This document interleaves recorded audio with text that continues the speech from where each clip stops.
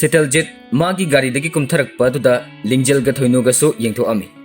Seteljet lingjel da class haurabo haina hanglaga changsilai. Lingjel su nahandagi haure. Thoinu su khangjin nata basarga. Da Seteljet isai sakpadu natro haina hanglami. Lingjel na aigi imanabi ne. Aikhoi manaktagi ne. Thoinu gawbane. Khangnawo da Seteljet. Seteljet su au hairaga nokphe tawsilami. Haladoiro. Oh, halagi torambane. Da Seteljet su haladoiro.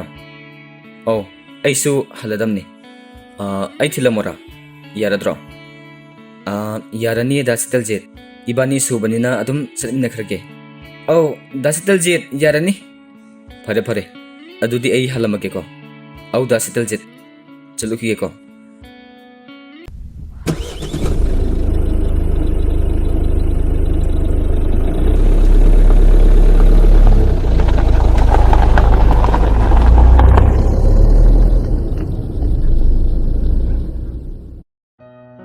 Yarani da Seteljet ibani surabanina adum satminakhrage.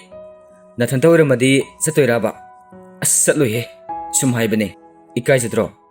Min hangi desu ikai na tongine. Ado lingjel. Ma sunangonda khara di haujilakpa maliko. Oiramohe. Mi chumne sum khangna bagi harak poiramni. Mi yam sambane. Masada chawthokpa khotokpa amata yaudabane. Adugi suneba. Aina hena ngaujarise. Nangisi purni yauramadi ma loibirani.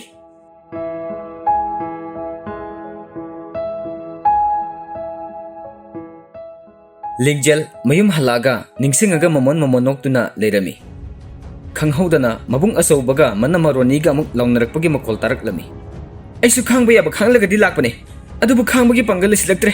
Sumaina sum tawgadaba leiragadi ai sida leitrabasu chatkige. Noi nupi gyaunabi nasaki naral kupsinaba nangi da ingonda emotional blackmail toribnine.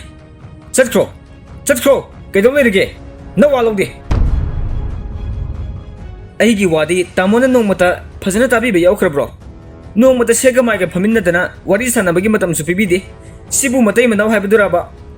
Aina ngasi oiriba phibam ase. Nang nohenbane nangna.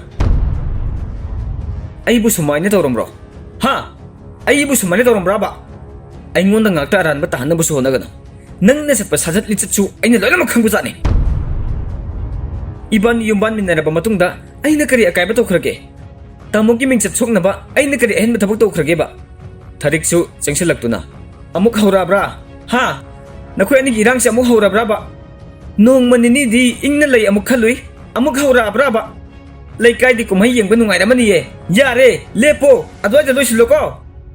Imana kangkat-kangkatana namo nupise. Mana tawriba mayamsidi ima hoina khangba nati. Yare ko. Ngasi sinaroi bo oiro. Isuga imauga se nangna yu thaklikai nangi nanakta lehlaro.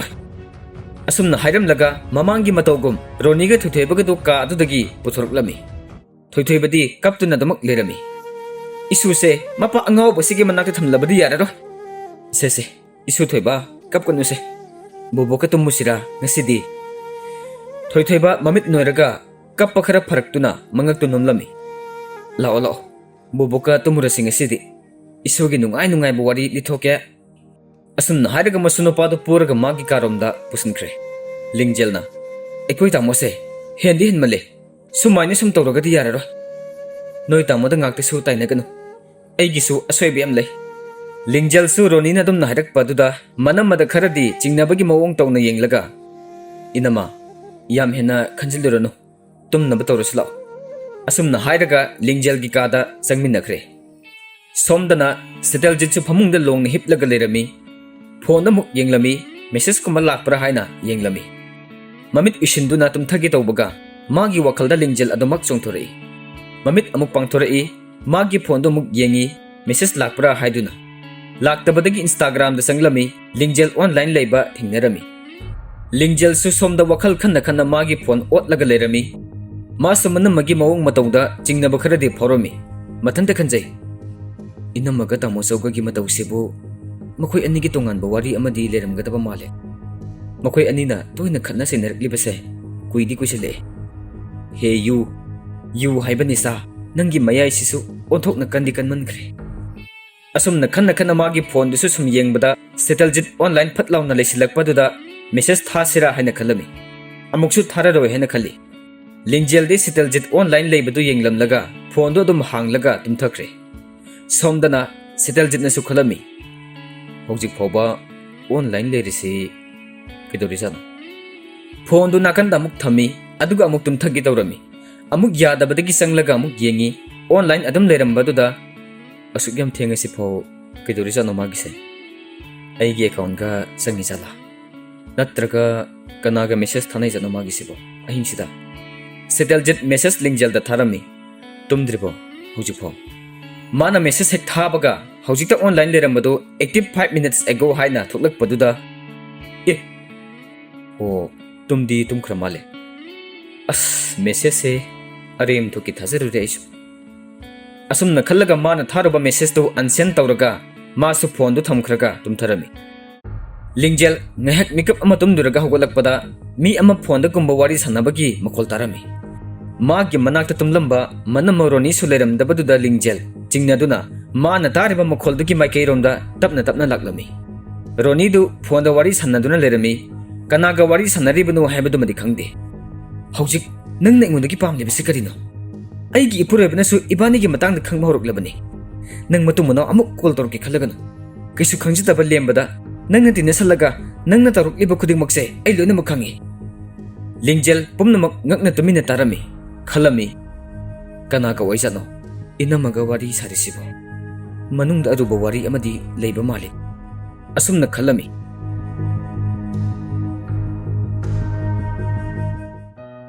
mathangi nimita seteljit tumduna leiringai rasina hodok pasanglak ibungo nangbu thengin he 하고 기로이드로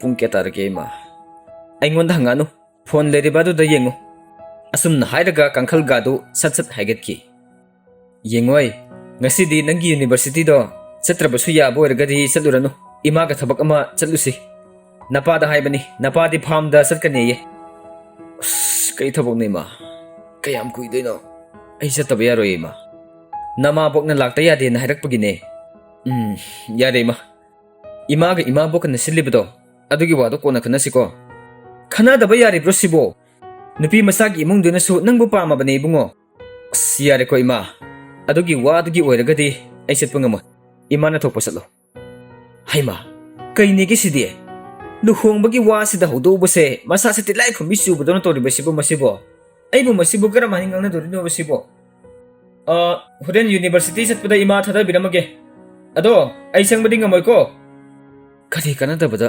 luhongba kaina asumna hairaga sitalji sodom hawutkre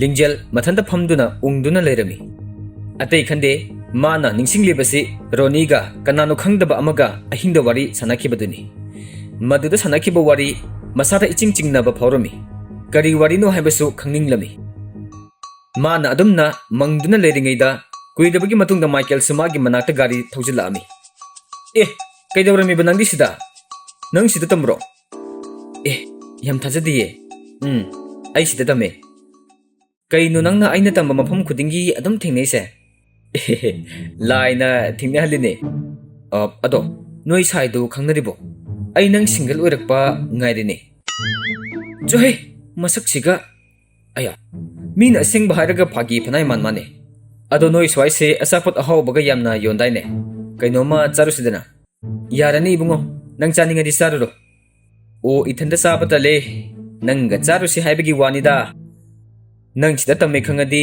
ai nungti gilak yare nangonda kai sula o haide kaino noi gi friends sing du di amta udena moi di tamdrabo ama tena wa man bi ma su leidai chin su yep lep tabama tena wa man mi kaina haido ke khangni na puni di sida tamdre thoino ga ibani dang tame ado thoino ding si lakdre nungwai de banangbo kamai tawrige setel jitsu gari thoduna lakpada lingjel ga Michael ga wari sanaduna leibudu urami magi mapa yorakpada setel jit gari du speed tu khara taptharga haifet yenglami aduga goggles anop amubudu upsulaga gari du thaukiba lingjel na ubadagi masu mangak thangatuna yenglami मासु खंगलमी सितलजितनी हाइबा फरे अइसु चलगे अइ नंगी पाखुमदी ngaireko as taning deko Michael kanaroi dabada matam manghalaga leijanu phagi tawbanida ai karim ta haisarero noi saido adum phajana nungsinejo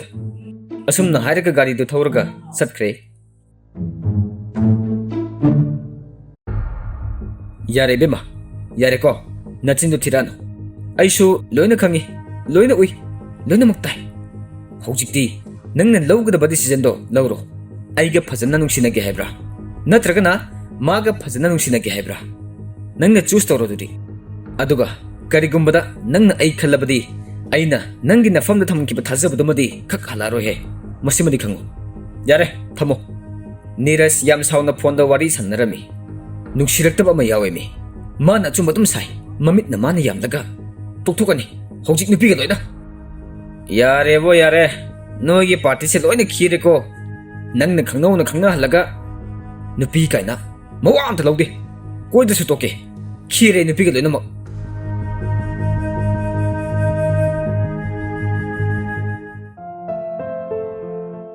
Lingjel mamang da Sitaljit ka thingnakiba mafam aduda leplaga ngasi amuk thingnerabasu haina haiphet leptuna lerami haibaga tawbaga Sitaljit ki gari thawjilai Lingjel mihundu dangdang chongkhalai yengdaba saraga adamak lerami Sitaljit hanna phawba yenglamdabida gari da dum thawruga satki Lingjel gari ga khamlamdabida thawruga satki baduda aya sinupasi yengo hanna ga yengam dewani Sitaljit gari thawringe da phone ge ring lakpagi ngehak khamlami mama oirami hek paket paga ibungo nangna halakpada ima bu lokhadu law ko hoi lake ado ai sangdi sangaroi ko Lingjel na gari khambadu ubadagi khamdi khamkhrene se Lingjel urabasu haiduna khara yangna sangsilami urira udrira di khangdre Sitaljit to hanna phawba yenglamdabida amuksu adum satkre Lingjel mathanta as ai thanda lakpa numitida hairaga masadu purak chakchabagi makhongdu thillaga pendana mathanda isaulanglami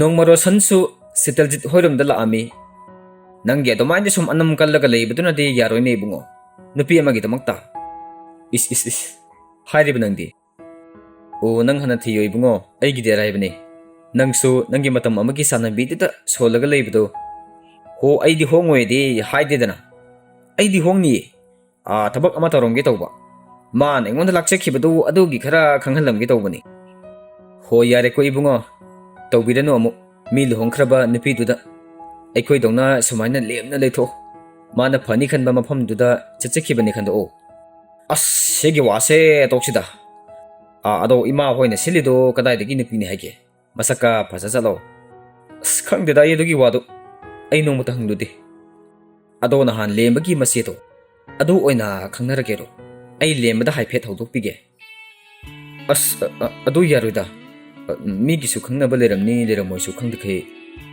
Roshansu Sitaljit ki mawung matawduda khara sinarap tawduna yengthuklage khanduna me nupiduna de nanga khanganingi haibiyo na lembada giri ta e haisidi asingbar hoise aiga magadi marak ta paudi phaunei hojik MU da tambane bako marak ta dumdi thingna bayawe ado mana ingoda do maina yamna hinjinadi khalam dodi mande nangna paw phongna ro bagi nidana asomdari nupi du nang adum solaga leire haise nangna do maina sum taw leibna di yaroi wakal do munna khaluko masu sagatlaga wari pangli da lirami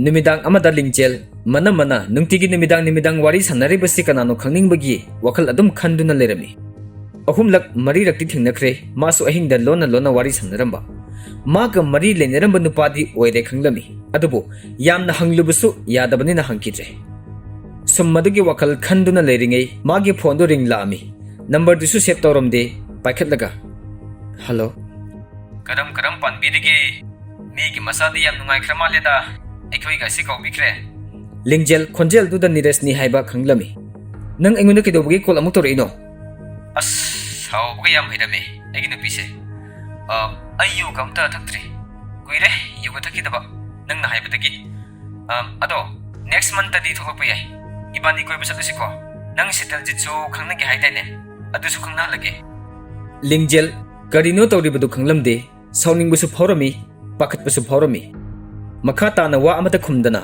phone du sat kakhalami ngahak matha saduna lerami khalami man aingondagi phare na khalubu nupiduna soidra makilang thokpiramani adugini aigi naktaga muk halaise aisibu kaisu mama leitaba man hairi khaya gadabagi maongda urimane mana asumna hairiga mathanta khoido pungsaudu sauningma phoromi somda sitaljit magi phone du yengduna lingjel online lerakpra haina yengduna lerami adubu lerakte active oikiba matamsu yamna kuikre hanjan hanjan yengasu lerakta baduda kaidawra chano mangaside asumna mathanta khanjarami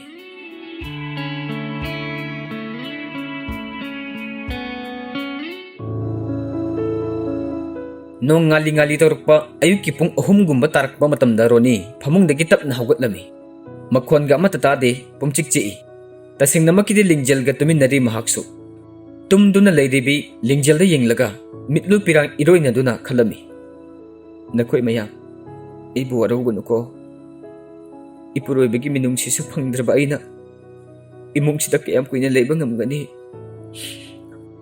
aina maram oidaga lanjau asoba ma thoklakpasu ai pamdre nakhoi ai bu warugunuko mapuroi bagi manakta sulaami thongdi lon bagi mapanda leplaga leiraga lapna khurumlaga tamo nangna sauri badu su chumi ai gi su asoi belaiye adubo ai bu tamo namuk hanangak pirakani haibasimadi ai thajadre masigi wari sing asil loinamak ai puduna satlage tamo tharik ki manak tamuk changlak-lami tharik ka thoithoi bagadi nungaina tumlaga leibutu ubada mapisu khamba ngamlamde thoithoi ba imagi ibungo nangdi bobok hoiga nungaina lehuroko nangna nangi bababu imada phui haina warubado ngasidagi babada warawuranuko imagi ibungo babana nang yamna nungsibane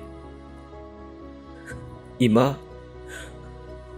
namo buwaru bigano ima namo imada yamna lankre ima punsigi ahoba tangkakta khongthang langna thangluraba namo se khunaisiki mahik oina uraklagani mi paire ima khudingmak se lotchillaga thamlubagi tamona ibu thamoi sengdabi mona sengau lakpini haina mirai birakle ima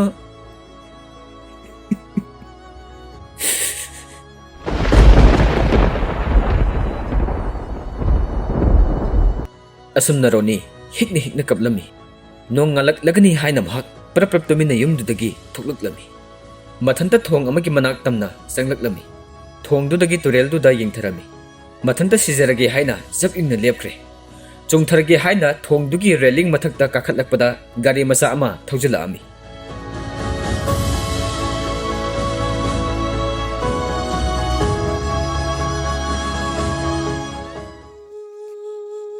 lingjel ayuk hawgatlakpada manamadi leramdabaduda aima aikhoi inamasu hawgatkhramalen he thoithoi basu mama kauraga lingjel gi ka duda sanglai aikhoi thoithoi basing asidi yahyam ngaliko mama di iruzaba sangamani ye thoithoi bana mama haina koikau ko bada skum khumlaktaba duda makhoi su pakhatnarami tharikna kadai satkhragen he nanamadubo amta yengune nangbo ibema Roni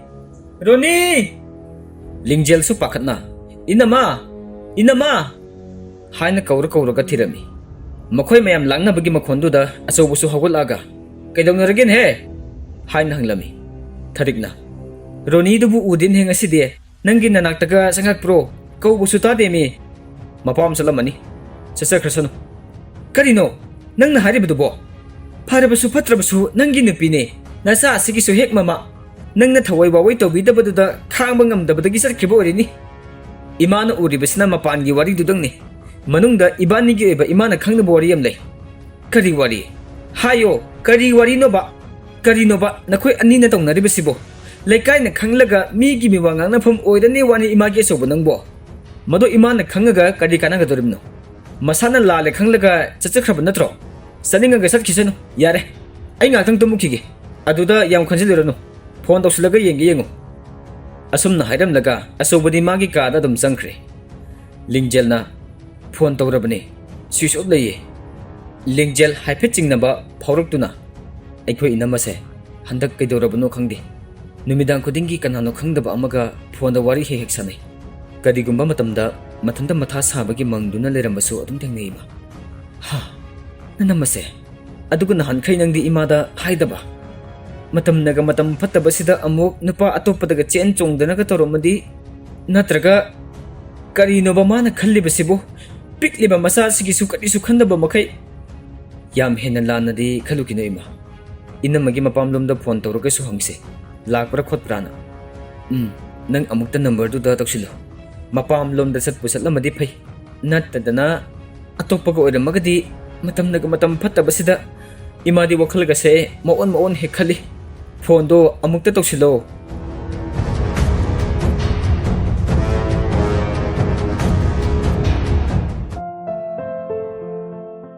ꯁꯣꯝꯗꯅ ꯊꯣꯏꯅꯨ ꯌꯨꯅꯤꯚꯔꯁꯤꯇꯤꯗ ꯂꯤꯡꯖꯦꯜꯕꯨ ꯉꯥꯏꯗꯨꯅ ꯂꯩꯔꯝꯃꯤ ꯁꯤꯟꯅꯅꯦ ꯀꯦꯗꯅꯒ ꯂꯩꯔꯝꯗꯣꯏꯅꯦꯕ ꯍꯧꯖꯤꯛꯐꯥꯎ ꯂꯥꯛꯇꯦꯕ ꯁꯤ ꯅꯨꯄꯤꯁꯦ ꯃꯣꯜꯂꯒ ꯑꯗꯨꯝ ꯂꯩꯔꯝꯗꯣꯏꯅꯦꯕ ꯂꯤꯡꯖꯦꯜ ꯂꯥꯛꯃꯟꯗꯕꯗꯨꯗ ꯃꯊꯟꯇ ꯃꯨꯔꯨꯝ ꯁꯣꯟꯗꯨꯅ ꯂꯩꯔꯝꯃꯤ ꯐꯣꯟ ꯇꯧꯕꯁꯨ ꯔꯤꯡꯗꯤ ꯆꯠꯂꯒ ꯄꯥꯏꯈꯠꯂꯝꯗꯦ ꯐꯣꯟꯒꯁꯦ ꯃꯅꯥꯛꯇ ꯊꯝꯃꯝꯃꯣꯏꯕ ꯃꯥ ꯃꯣꯏꯒꯤ ꯁꯤꯡꯒꯔꯒꯤ ꯃꯦꯁꯦꯖ ꯂꯥꯛꯑꯝꯗꯥꯏꯗ ꯈꯛꯇꯪ ꯑꯣꯏꯔꯝꯅꯦꯕ ꯐꯣꯟꯒ ꯀꯣꯜꯂꯒ ꯂꯩꯔꯝꯗꯣꯏꯁꯦ ꯑꯗꯨꯃꯥꯏꯅ ꯂꯩꯔꯤꯉꯩꯗ ꯁꯤꯇꯦꯜꯖꯤꯠꯀ ꯑꯣꯖꯥ ꯑꯃꯒ ꯋꯥꯔꯤ ꯁꯥꯗꯨꯅ ꯊꯣꯛꯂꯛꯄ ꯎꯔꯝꯃꯤ ꯊꯣꯏꯅꯨꯅ ꯃꯣꯏ ꯁꯤꯡꯒꯔꯗꯨꯅꯤꯅꯦ ꯃꯁꯤ ꯅꯨꯄꯤꯁꯤꯁꯨ ꯂꯥꯛꯇꯦꯕꯁꯦ ꯁꯦ ꯃꯥ ꯎꯖꯔꯒꯗꯤ ꯍꯔꯥꯎꯖꯔꯣꯏꯗ꯭ꯔꯥꯕ ꯀꯥꯟꯅꯗꯦ ꯐꯣꯇꯣ ꯀꯥꯞꯄꯒ ꯊꯥꯖꯤꯟꯒꯦ ꯑꯁꯨꯝꯅ ꯈꯜꯂꯒ ꯇꯨꯃꯤꯟꯅ ꯐꯣꯇꯣ ꯀꯥꯞꯄꯝꯃꯤ ꯑꯗꯨꯒ ꯅꯣꯏ ꯁꯤꯡꯒꯔ ꯍꯥꯏꯅ ꯊꯥꯖꯤꯟꯒꯦ ꯇꯧꯔꯤꯉꯩ ꯂꯤꯡꯖꯦꯜꯒꯤ ꯐ꯭ꯔꯦꯟꯗꯨ ꯅꯠꯇ꯭ꯔꯣ ꯍꯥꯏꯅ ꯍꯪꯂꯛꯄꯗ ꯊꯣꯏꯅꯨꯁꯨ ꯌꯦꯡꯊꯣꯛꯂꯨꯏ